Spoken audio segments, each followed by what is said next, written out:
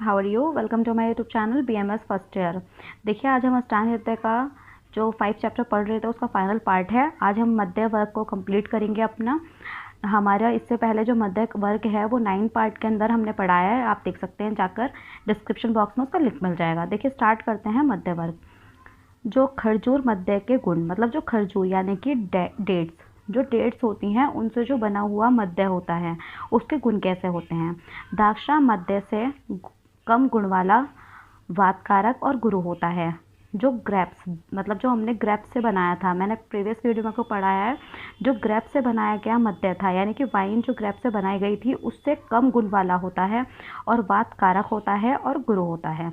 ठीक है, इसके बाद में क्या दिया हुआ है यहाँ पे, शर्करा से बना मध्य। शर्करा यानी कि शुगर, शुगर से जो बना मध्य होगा उसके गुण देखते हैं हम। शर्करा सुरभिहा स्वादु हृदयो नाति मदो लघुहा, यह अष्टांग नृत्य सूत्र स्थान 5/73 का श्लोक है। देखिए इसमें सुगंधी, उसमें सुरभि का मतलब क्या है, सुगंधी, मतलब वो सुगंधित होता है। ठीक है, स्वादु यानी कि मधुर होता है, मधुर। हृदयो, जो हृदय हार्ट के लिए हितकारक होता है। नाति मध्य यानी कि अधिक नशा नहीं होता उससे। ठीक है, अधिक नशा नहीं होता और लघु होता है। तो शर्करा से बनाया गया मध्य कैसा होगा, सुगंधित होता है, मधुर होता है, हृदय के लिए हितकारक होता है, अधिक नशा उससे नहीं होता और वो लघु होता है। ठीक है, इससे के बाद में पढ़ते हैं हम गुड़ से बनाया हुआ मध्य। गुण, जो गुड़ होता है, गुड़, ठीक है, उससे बनाया गया मध्य जो होता है उसके बारे में देखते हैं। मूत्र, मल और वात को प्रवृत्त करने वाला, तर्पण करने वाला, जाठर अग्नि को दीप्त करने वाला होता है। मतलब कि मूत्र, यूरिन, जो मल होता है, फेसेस, ठीक है, स्टूल, उसे मूत्र को, स्टूल और वात को प्रवृत्त मतलब कि बढ़ाने वाला होता है, तर्पण कारक होता है और जाठर अग्नि को तीव्र करता है। ठीक है, इसके बाद में देखते हैं हम सिद्धू। सिद्धू क्या होता है, कैसे, मतलब सिद्धू किसे बोलते हैं, जो गन्ने के रस से बनाया गया मध्य होता है। लिख देंगे हम, गन्ने के रस से बनाया गया मध्य, यानी कि जो गन्ने के रस से, शुगर कैन जो है उसके जो रस से बनाया गया मध्य वाइन होगी उसके गुण कैसे होते हैं। ठीक है, वात पित्त करहा सिद्धू स्नेह श्लेष्म विकारहा मेद्या शोफ उदर अर्शो घनहा सत्र पक रसो वरहा। अष्टांग नृत्य सूत्र स्थान 5/74 का ये श्लोक है। देखिए वात पित्त, वात पित्त करहा यानी कि वात पित्त वर्धक होता है, वात को और पित्त को, इन दोनों को ही क्या करता है, बढ़ाता है। ठीक है, वात पित्त को बढ़ाता है, स्नेह, स्निग्ध होता है वो, श्लेष्मा विकार, इसका मतलब क्या है, जो कफ से उत्पन्न हुए जो रोग होते हैं, मतलब कफ से उत्पन्न हुए रोग, कफ की वजह से, कफ से उत्पन्न हुए रोग, उन्हें क्या करता है, ये नष्ट करता है। कौन, सिद्धू। ठीक है, मेदाह, शोफ, शोफ यानी कि उदिमा, उदर यानी कि एब्डोमिनल डिजीज़, अर्श यानी कि पाइल, इन सबको क्या करता है, ये नष्ट करता है। ठीक है, इन सबको नष्ट करता है। और आगे देखिए, जैसे कि जो पकाए गए रस, मतलब गन्ने का रस जो होता है उससे जो बना हुआ सिद्धू होता है वो सबसे ज़्यादा श्रेष्ठ माना गया है, सिद्धू को सबसे ज़्यादा श्रेष्ठ माना गया है। ठीक है गाइज, आई होप आपको ये समझ आ गया हो। अब देखिए इसके बाद देखते हैं हम,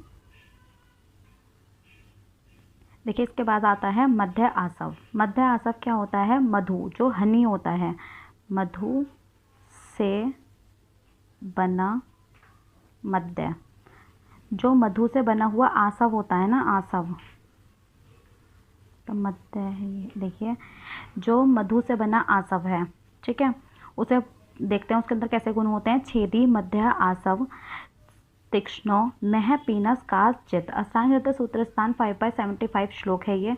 छेदी, छेदी का मतलब क्या होता है, छेदन करने वाला। जैसे कफ, मैंने पहले भी बताया है, जब कफ जम जाएगा, एक जगह जम जाता है, मतलब ये एक जगह जम गया तो इसके छोटे छोटे टुकड़े कर देता है।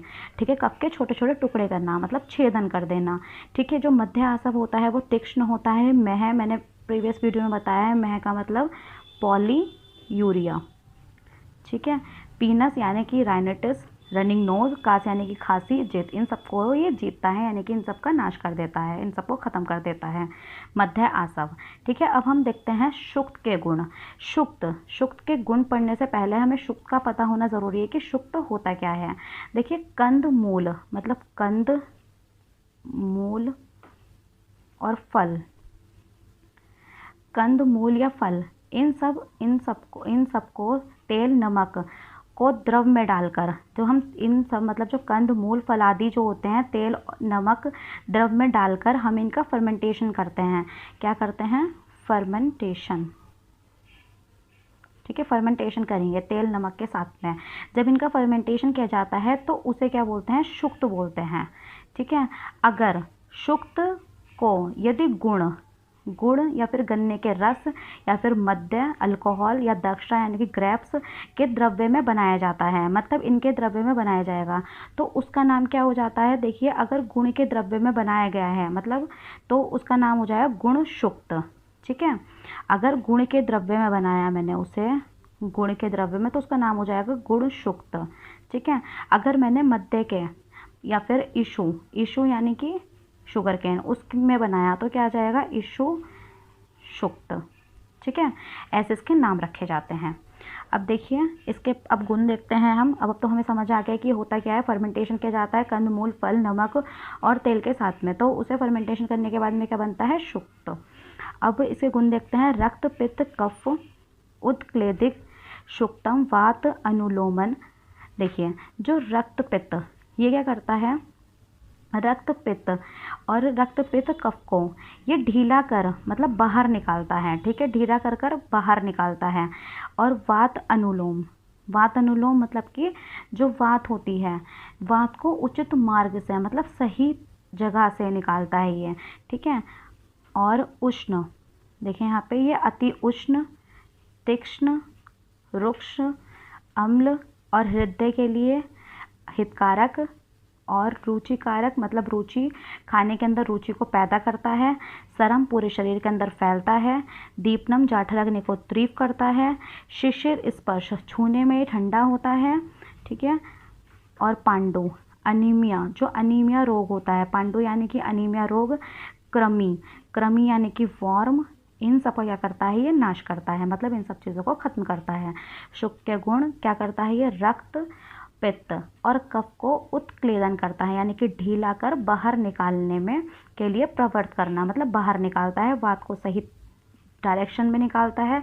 अगर सही डायरेक्शन में बात निकलती है तो उसे बोलते हैं हम अनुलोम। अगर अपोजिट डायरेक्शन है मतलब गलत जगह से निकलती है तो उसे बोलते हैं प्रतिलोम। ठीक है गाइज, अब इसके बाद देखते हैं हम शुक्तों के भेद, जो कि मैंने अभी आपको ऊपर बताया। अगर हमने फर्मेंटेशन किया है, फर्मेंटेशन हम गुड़ द्रव्य के साथ करते हैं तो उसे बोलते हैं गुड़ शुक्त। अगर ईशु के साथ में करेंगे तो ईशु शुक्त। ठीक है, अगर मद्य के साथ में करेंगे तो मद्य शुक्त। और अगर ग्रेप्स के साथ मतलब कि दाशरा बोलते हैं ग्रेप्स को, या फिर मार्दिक, उसके साथ में करेंगे तो दाशरा शुक्त। तो यहाँ पे जो गुड़ शुक्तों के भेद दिए हुए हैं, मतलब इसका टाइप दे रखे हैं, वो क्या है? देखो यहाँ पे लिखा हुआ है गुड़ ईशु मध्य मार्दिक शुक्तम, यानी कि गुड़ शुक्त, ईशु शुक्त, मध्य शुक्त या फिर दाशरा शुक्त, और ये लघु होता है। ठीक है, अब इसके बाद में देखते हैं हम गाइज आसुत। आसुत क्या होता है? देखिए, आसुत क्या है? मैंने जो बताया अभी, कंद मूल फल आदि के साथ में जो फर्मेंटेशन से जो शुक्त बनता है, जो फर्मेंटेशन से शुक्त बनेगा उसे ही आसव बोला गया है। ठीक है, जो फर्मेंटेशन से शुक्त बनता है यही आसव होता है, और इसके अंदर वही गुण होते हैं जो कि उस द्रव्य के अंदर हैं। अब देखिए गाइज, इसके बाद आता है शणाकी। शणाकी क्या है? सबसे पहले श्लोक दे रखा है शणाकी का, 78 श्लोक है चैप्टर नंबर 5 का। शणाकी चासु तम चान्यात काल अम्लम रोचने लघु। देखिए, इसका मतलब क्या है? इसका मतलब ये है, तो शणाकी, सबसे पहले शणाकी जो मूली या सरसों, मूली सरसों यानी कि वेजिटेबल्स के साथ में अगर हम वेजिटेबल के क्वाथ बनाकर मतलब उसे फर्मेंट करते हैं, फर्मेंटेशन करेंगे, उससे जो बनाई जाती है, ठीक है, अगर उसे हम बनाते हैं तो कुछ टाइम के बाद वो खट्टी हो जाती है, ठीक है। वेजिटेबल्स शणाकी किसे बोलते हैं? जब हम क्या करेंगे, मूली सरसों का क्वाथ मतलब कि क्वाथ बनाकर, क्वाथ को उसके जो हमने पार्ट लिए हैं उसे लेकर हमें फर्मेंटेशन करना है। फर्मेंटेशन करेंगे हम, कुछ टाइम के बाद में अन्य काल में वो खट्टी हो जाती है, तो उसे बोला जाता है काल अम्ल, उसे बोला जाता है काल अम्ल, ठीक है, उसे काल अम्ल बोलते हैं। तो शणाकी और काल अम्ल ये जो होते हैं, काल अम्ल दोनों ही क्या होते हैं? रुचि कारक होते हैं। यहाँ पे क्या बोला गया है, जो देखिए अन्य काल, जो अन्य काल के अंदर क्या होती है, वो अम्ल हो जाती है। तो दोनों ही जो होती हैं क्या होती हैं? रुचिकारक होती हैं और लघु होती हैं, ठीक है। अब इसके बाद में क्या आता है? धान्य अम्ल। धान्य अम्ल क्या है? धान्य अम्ल के गुण देखिए, धान्य अम्ल भेदी तीक्ष्ण उष्णम पित्त कृत स्पर्श शीतलम श्रम क्लम हरम रुच्यम दीपनम बस्ते शूल शूल नुत। देखिए अब इसे देखते हैं हम, जो धान्य अम्ल है ये क्या होती है? भेदी। ये भेदी यानी कि विरेचन, ये विरेचन करने वाली है, विरेचन। तीक्ष्ण होती है, उष्ण होती है, तीक्ष्ण उष्ण और पित्तवर्धक होती है, मतलब कि पित्त को बढ़ाती है, पित्त वर्धक होती है, ठीक है, पित्तवर्धक होती है। स्पर्श शीतलम, अगर हम इसे छुएं तो ये ठंडी होती है। श्रम यानी कि थकान को, क्लम का मतलब क्या होता है? बिना परिश्रम किए थकान, मतलब बिना किसी काम किए थकान का महसूस होना, किए थकान। श्रम क्लम रुच्यम, रुच्यम यानी कि रुचि, जो खाने के अंदर रुचि होती है, ठीक है, रुचि को उत्पन्न करने वाला। दीपनम, जाठ अग्नि को तीव्र करने वाला। और बस्ती शूल, शूल का मतलब क्या होता है? पेन, इनका नाश करने वाला, ठीक है। इनके नाश करने वाला कौन है? धान्य अम्ल। धान्य अम्ल बोलते किसे हैं? धान्य अम्ल बोलते हैं उस, जैसे प्रिपेयर्ड राइस, राइस चावल या फिर अदर ग्रेन से जो प्रिपेयर किया जाता है उसे बोलते हैं धान्य अम्ल, ठीक है। अब इसके बाद में यहाँ पे क्या दे रखा है? यहाँ दे रखा है देखिए, शस्त्र, यहाँ दे रखा है शस्त्र मास स्थापने।